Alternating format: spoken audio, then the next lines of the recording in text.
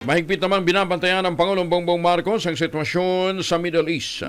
Sa isang video message, sinabi ng Pangulo, batid niya ang pag-aalala ng publiko sa kanilang mga mahal sa buhay na nasa gitnang silangan. Kaugnay nito, naka-alerto na ang mga kaukulang ahensya ng gobyerno para tugunan ang pangangailangan at tiyakin ang kaligtasan ng mga Pilipinong naiipit ngayon sa tensyon ng pagitan ng US at Israel at ng Iran.